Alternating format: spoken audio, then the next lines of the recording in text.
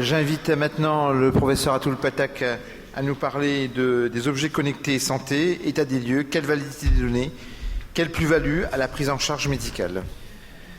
Le titre déjà, il prend 12 minutes. Donc j'ai essayé de résumer dans les 12 prochaines minutes quelques réflexions, et puis il y a des choses qui ont été finalement abordées par les orateurs précédents.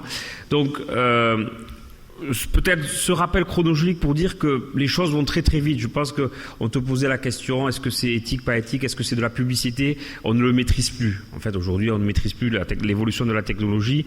En 2017, 1,5 milliard de personnes possèdent une application de santé sur leur téléphone portable.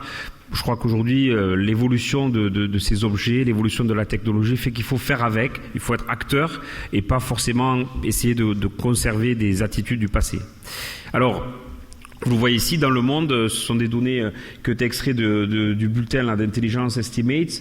En 2020, on estime qu'il y aura, vous le voyez ici, exprimé en nombre de millions, 161 millions d'objets connectés par unité distribués à travers le monde.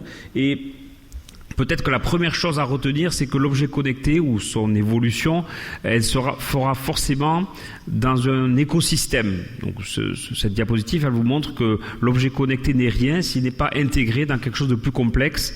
Et probablement que demain, lorsqu'on voudra se servir d'un objet connecté, il faudra intégrer ce que cet objet apporte par rapport à un environnement. Je vous donne un exemple très pratique. Vous pouvez par exemple mesurer une fréquence cardiaque et vous dire que votre patient est tachycarde ou bradycarde. Ça, c'est l'approche très simple. Mais demain, on intégrera par exemple les données de la pollution atmosphérique, de ce que le patient aura mangé la veille, comment il aura dormi. Et puis il faudra ensuite être aidé par des supports informatiques pour essayer d'intégrer ces données. Donc déjà, lorsqu'on parle d'objets connectés, il faut réfléchir à l'écosystème et à l'environnement. Et vous avez des mots-clés que je ne vais pas vous détailler, que vous connaissez. On a parlé tout à l'heure de téléconsultation, on pourrait parler de télésurveillance, de télésanté, de télémédecine ou de e-santé. Alors, première question, la valeur ajoutée. Il y en a plein. J'en ai choisi 3 exemples qui sont, on va dire, des espoirs. Est-ce qu'un objet connecté peut améliorer l'observance? Pourquoi l'observance? Parce qu'on sait finalement que, si on prend l'exemple de l'hypertension, plus de 50% des patients auxquels vous prescrivez 3 médicaments ne prennent pas leurs médicaments. Donc, plutôt que de trouver de nouvelles solutions thérapeutiques, plutôt que de trouver de nouveaux traitements, améliorer l'observance. Mais on sait qu'à chaque fois que vous mettez en place une stratégie de suivi de la consommation médicamenteuse, il y a un phénomène d'épuisement. Et puis même de triche. C'est-à-dire qu'en fait, le pilulier électronique, à chaque fois que vous l'ouvrez, il envoie un petit signal au médecin pour dire votre médecin a pris les médicaments. Non, votre patient a pris les médicaments, c'est faux. Le patient a ouvert la bouteille ou a ouvert le dispensateur pour des fois jeter les médicaments dans le lavabo. Donc c'est très compliqué de développer des objets connectés seuls parce qu'il y a, 1, ce problème d'épuisement, 2, des fausses croyances. On dit par exemple que ces objets connectés pourraient lutter contre la difficulté d'accès aux soins, mais il faut que l'écosystème, je reviens là-dessus, suive. Il y a encore des endroits où on n'a pas accès au réseau, où il y a des endroits où la population cible, je ne sais plus qui citer finalement le nombre de gens qui étaient équipés, ne sont pas suffisamment équipés pour avoir accès à cela. Donc je crois que dans ces grandes réflexions autour de la valeur ajoutée de l'objet connecté, la première chose, c'est probablement l'empowerment. C'est-à-dire, en fait, il faut que ça parte du patient pour le patient. La seule chose qui marchera, ça sera celle qui sera alimentée par la volonté du patient. Je reviendrai là-dessus. Ensuite, les leviers de ces valeurs ajoutées, c'est l'environnement technologique, la rapidité des réseaux, le soutien de l'informatique pour analyser la donnée, l'intelligence artificielle ou l'apprentissage progressif, et puis la miniaturisation. Je crois qu'il y a un certain nombre d'éléments qui vont permettre à ces objets connectés de rentrer dans la vie de nos patients. Je vous ai montré ici un exemple d'un système. Je ne sais pas si vous connaissez cette société qui s'appelle Proteus. En fait, Proteus développe des systèmes de capsules, vous voyez, représentées ici, qui sont en fait toutes petites, dans laquelle vous allez mettre un médicament. Et en fait, quand vous allez ingérer cette capsule, vous allez avoir ce petit patch sur l'abdomen, et quand la capsule va arriver au niveau du patch, le patch va permettre d'envoyer un signal au docteur ou au patient. Donc ça, c'est de la vraie observance. Enfin, vous pourriez essayer de détruire le patch, détruire le patch ou détruire le petit boîtier pour ne pas prendre de médicaments, mais en tout cas, lorsque le signal est envoyé sur votre smartphone, vous savez que le médicament est arrivé dans le tractus gastro-intestinal. Et puis, une fois que vous avez intégré cela, vous pouvez connecter à la prise médicamenteuse une mesure. Ici, BP Watch, Omron fait ça pour mesurer la pression artérielle chez vos patients. Et vos patients vont voir qu'après avoir pris le médicament, leur pression artérielle baisse. Et puis cette donnée va être intégrée par des centres qui vont anticiper ou adapter la prise médicamenteuse. Et puis, des nouveaux métiers, des acteurs comme des data managers vont essayer de renforcer ou d'améliorer la prise en charge. Donc l'idée, c'est l'objet connecté en tant que tel, il a certainement un certain nombre d'avantages, mais il aura de la valeur lorsqu'il sera intégré dans des approches construites de cet ordre. Pour la petite histoire, Proteus a obtenu l'agrément FDA pour les patients schizophrènes chez lesquels on veut s'assurer qu'ils prennent effectivement leur neuroleptique. Et puis bien sûr, ce type d'approche pose toujours des questions éthiques. Vous allez monitorer la prise médicamenteuse et savoir exactement à quelle heure ou quand vos patients prennent leurs médicaments. Donc les freins au développement sont multiples. Il y en a un, on oublie de le dire, mais effectivement l'accès à Internet. Alors on montre toujours cette diapositive où on vous dit voilà, les sujets âgés sont probablement ceux qui ont un taux d'équipement qui est relativement faible. Mais bon, les sujets âgés de demain, ce sera nous. Et nous, on sera probablement mieux équipés que les sujets âgés d'aujourd'hui. Donc je pense que c'est un faux frein. L'accès au smartphone, on considère aujourd'hui qu'en France, 70% de la population possède un smartphone, mais encore une fois, lorsqu'on se focalise sur les gens plus âgés, seuls 30% de plus de 70 ans ont un smartphone. Et lorsqu'on essaie de comprendre pourquoi, manque d'intérêt, bon c'est rare, le prix, donc il y a une notion de fracture numérique avec l'objet connecté, tout le monde ne peut pas se payer un objet connecté, tout le monde ne peut pas se payer l'environnement pour un objet connecté, et puis la peur de ne pas savoir s'en servir. Il y a, vous l'avez vu quand on a voulu dématérialiser la déclaration d'impôt, il y a des villages dans lesquels il y a des gens qui ont du mal à se servir d'un ordinateur ou d'internet, donc il y a un accompagnement qui sera nécessaire. Ensuite, les freins au développement que vous connaissez, la confidentialité des données, je ne reviens pas. Et peut-être le frein le plus important, c'est en fait comment on intègre ce type de solution dans une prise en charge de soins traditionnels. Aujourd'hui, il n'y a quasiment aucun modèle économique qui permette de valider l'usage d'un objet connecté. C'est-à-dire, en fait, on est tous convaincus, lorsqu'on voit une montre qui enregistre un électrocardiogramme, ça serait génial, ça pourrait servir à détecter de l'AFA. Mais ensuite, si vous voulez intégrer cet objet connecté dans un parcours de soins, c'est-à-dire le valider, se l'approprier, rembourser cette pratique. Aujourd'hui, il n'y a aucun business model qui tient la route et qui permet de promouvoir l'utilisation d'un objet connecté. C'est d'abord très, très, très onéreux et puis souvent, il y a un problème dans le développement pour que ces choses soient intégrées dans notre pratique médicale. La responsabilité du prescripteur et puis le temps. Un objet connecté s'intégrera dans une pratique médicale lorsqu'il fera gagner du temps. Ici, le temps de travail hebdomadaire moyen de médecin généraliste, vous voyez, en gros, le temps de consultation, 33 heures par semaine, le temps administratif, 24 heures par semaine. Et là-dedans, il faut insérer de la gestion de données, de l'intégration de données, de l'information apportée par nos patients. Très compliqué si on n'arrive pas à trouver du temps utile. Donc ensuite, il y a un grand nombre d'autres freins au développement et au déploiement. Encore aujourd'hui, les objets connectés sont trop onéreux et pour permettre leur diffusion de façon large. On l'a évoqué souvent, c'est qu'il y a un problème d'interopérabilité. J'achète une montre, une Apple Watch, j'ai un téléphone Samsung, j'ai un système qui n'intègre pas les PDF, je suis mort. Donc aujourd'hui, il y a un vrai problème d'interconnexion de ces systèmes. Le problème aussi, c'est que ces objets connectés, leur intégration et l'information qu'elle apporte, d'une part, ça prend du temps, et d'autre part, il n'y a pas véritablement de plus-value. On se dit, bon, ok, il m'a envoyé un électrocardiogramme, mais j'aimerais quand même l'ausculter. Il m'a envoyé une photo d'une lésion, mais j'aimerais quand même la toucher. Il m'a expliqué qu'il n'a pas pris son médicament, j'aimerais bien comprendre pourquoi. Il me parle d'effets indésirables. Donc, souvent, ces objets connectés, l'information qu'elles apportent n'est pas une plus-value, c'est uniquement une information dont on a toujours l'impression qu'elle est juste un petit peu en deçà de ce que l'on attend. Et puis enfin, souvent dans le développement de ces objets connectés, nous médecins ou nous utilisateurs, on arrive en dernière ligne. On n'est jamais sollicité pour participer au développement de ces outils, mais on est plutôt sollicité pour les valider. J'ai un super dispositif, utilisez-le. J'ai développé quelque chose de génial, qu'est-ce que vous en pensez? Et en fait, c'est probablement un des écueils qui explique que ces outils ne s'intègrent pas dans les stratégies traditionnelles. Alors ensuite, il y a d'autres plus-values que l'on espère. Est-ce que ça pourrait diminuer les coûts? Est-ce que ça pourrait améliorer la qualité de vie? Mais vous savez comme moi qu'on a tous des patients connectés qui sont hyper anxieux. Quand vous proposez l'automesure à un patient hypertendu, il y en a qui le font bien, puis il y en a qui vont mesurer leur tension toute la journée. Quand vous donnez des montres connectées ou des appareils qui mesurent la fréquence cardiaque, certains l'utilisent juste pour le sport, d'autres viennent vous voir en consultation uniquement parce qu'à un moment de la journée, ils ont enregistré une fréquence cardiaque élevée et ça les a inquiétés. On estime aujourd'hui qu'il y a à peu près 4 à 6% des patients qui consultent en cardiologie qui consultent pour des aberrations enregistrées sur des objets connectés et c'est souvent des faux positifs. Mais il y a aussi des plus-values, c'est-à-dire des nouveaux métiers, probablement du gain de temps. Et puis, le dernier point que j'aimerais partager avec vous, c'est l'évaluation.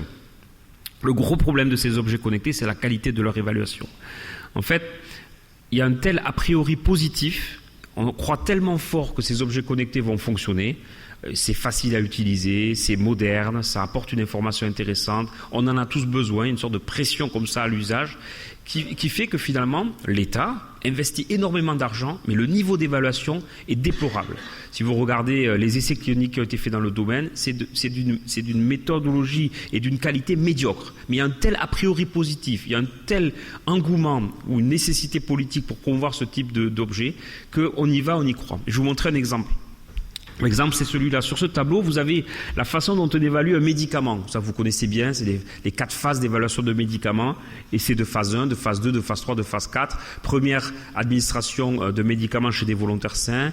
Puis administration pour regarder l'effet dose, phase 2. Puis le vrai essai randomisé avec un bras contrôlé, en général un bras placebo. Et puis ensuite la vraie vie, lorsque le médicament ou le dispositif arrive dans la vraie vie, on évalue dans des registres ou des études observationnelles ce que ce médicament devient.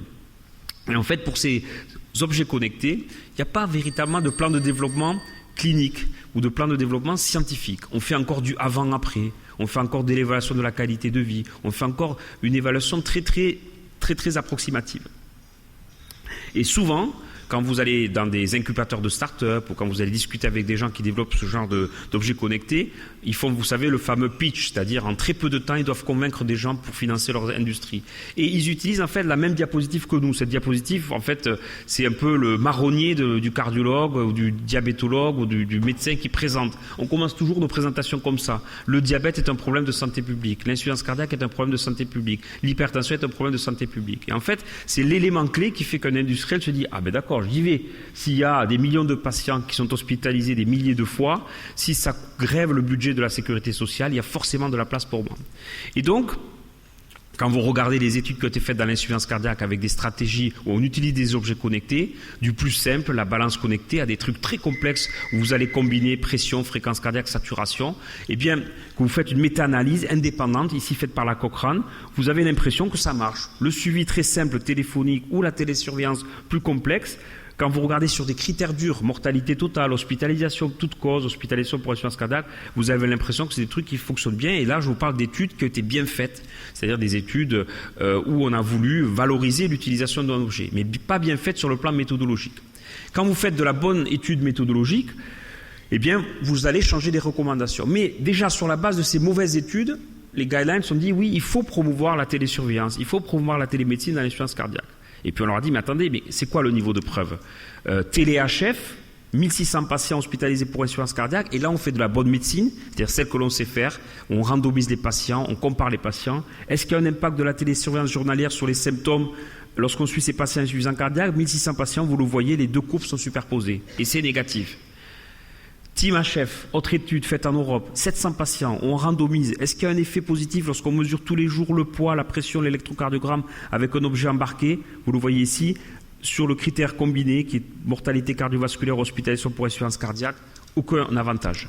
Troisième et dernière étude, l'étude BEAT-HF faite en Californie, 1500 patients, randomisés, 700 avec une prise en charge traditionnelle et 700 avec encore une approche encore plus complexe. On mesure encore plus de choses et on les surveille encore plus. Là aussi, vous le voyez, les courbes se superposent. Et le premier tableau que je vous ai montré, il se transforme en tableau tout simple, c'est-à-dire rien ne sort lorsqu'on poule ces études, où on a pris en compte des études qui ont été bien conçues méthodologiquement. Le seul élément, c'est que quand on arrive à combiner l'homme et la machine, c'est-à-dire l'objet connecté et un environnement humain, effectivement, on observe une réduction des hospitalisations pour insuffisance cardiaque. Et c'est un petit peu ça. Ma conclusion, c'est que je crois qu'aujourd'hui, on a tous cet engouement et on se dit tous que l'objet connecté il changera notre vie. Là, peut-être qu'il la changera, mais ce qui manque, c'est une vraie réflexion sur comment on va appréhender l'utilisation et la validation de ces objets connectés. Ces technologies doivent être co-développées et intégrées très tôt dans le parcours de soins. Il faut mettre les gens ensemble et G-Couplé est un bon exemple, Ruben en parlera, c'est-à-dire une approche dans laquelle on va intégrer très rapidement les acteurs et ceux qui vont payer, ceux qui vont utiliser, ceux qui vont se servir du dispositif.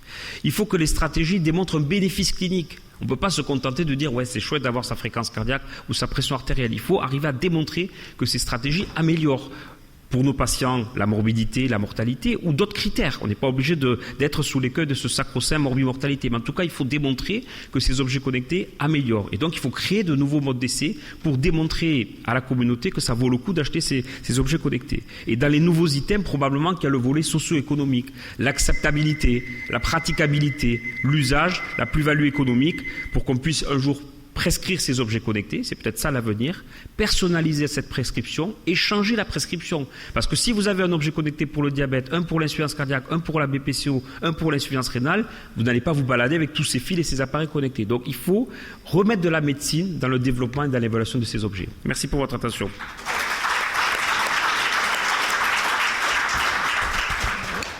Merci à Toul. Bonjour docteur. Est-ce que vous, dans votre environnement, vous travaillez, vous avez des patients qui ont des objets connectés en réel? C'est-à-dire, vous voulez dire des patients que je vois en consultation ou dans le cadre d'essais cliniques? Des patients habituels. Moi, ce que j'ai énormément, parce que je suis cardiologue, j'ai énormément de patients qui viennent me voir, objets connectés de base, l'appareil d'automesure, mais qui est aujourd'hui de plus en plus moderne parce qu'il est sans fil, il enregistre les données, il m'envoie leurs données par Internet, et surtout les montres. Pour moi, les montres connectées, c'est-à-dire tout ce qui mesure la fréquence cardiaque, c'est quelque chose, je crois que j'ai probablement 15% de ma patientèle qui a un objet qui mesure la fréquence cardiaque, soit parce qu'ils sont coronariens, soit parce qu'ils sont insuffisants cardiaques, soit parce qu'ils font du sport et qu'ils sont en prévention primaire. Donc vous avez déjà 15% alors? 15% au minimum, je pense. Et qui ont entre quel âge et quel âge, si c'est pas trop demandé? Je pense que c'est quand même des profils particuliers, donc c'est plutôt des gens entre 40 et 60 ans. Et ce sont des objets connectés que vous avez recommandés ou ce sont eux un jour qui sont arrivés en disant « Docteur, je peux avoir un objet connecté, est-ce que ça va m'aider ?» Ce sont des objets connectés qu'ils ont achetés tout seuls et qu'ils utilisent. Et puis ils sont arrivés tout fiers en disant « Voilà. » J'ai mon Fitbit, j'ai ma montre iWatch, je peux vous envoyer les électrocardiogrammes. Il y a aussi un problème de régulation après de l'information, parce qu'en fait, comment vous gérez l'information qu'ils vous apportent? Mais moi, ils viennent avec leur tablette, certains, où il y a le poids, comment ils ont dormi la nuit, ce qu'ils ont mesuré comme fréquence cardiaque, ce qu'ils ont mangé. Et ça vous aide, vous? Non, parce qu'ils vous disent, quand je leur dis comment allez-vous, docteur, ils me disent, dites-moi.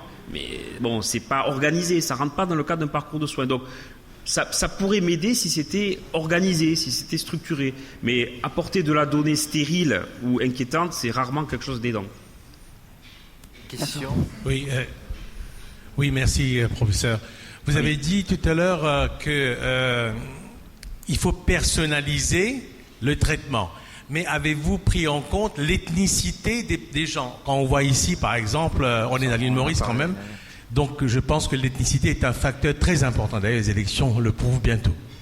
Oui, je pense que pour l'objet connecté, donc l'ethnicité pour l'objet connecté, elle est peut-être plus dans l'usage. C'est-à-dire qu'en fait, dans la perception de l'objet ou dans la façon dont l'objet va être utilisé, pour certains, c'est optimiser une performance, pour d'autres, c'est un objet sécuritaire, pour d'autres, c'est un objet qui est contraphobique. En fait, je pense que l'ethnicité ou la culture peut avoir un impact sur la perception de l'objet, mais dans les faits, si la prescription de l'objet et l'accompagnement de l'objet est médical, je pense que ça a peu d'impact. Et c'est peut-être plus dans l'acceptabilité, dans l'usage. Mais voilà, j'ai un hypertendu, je veux qu'il se mesure la pression artérielle, qu'il soit indien, chinois ou caucasien, je ne pense pas que ça impactera sur le message que je veux lui transmettre, c'est mesurez-vous la pression le matin, le soir, 3 fois de suite pendant 3 jours. Mais après, peut-être que dans la perception, dans la gestion de l'information, la culture, peut-être plus que l'ethnicité, aura un impact. Une question de la salle. What about the human touch and psychological aspect on the patient? Yeah, in fact, basically we know there are 3 types of patients when you want to analyze the way they behave when they have to use a type of device. Those who are like me, crazy about technology, so whenever there's something new, or like Gilles, a real geek, he's ready to buy the latest iPad, the latest iWatch.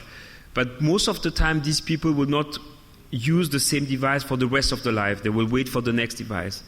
These are usually 20% of the people who buy these connected devices.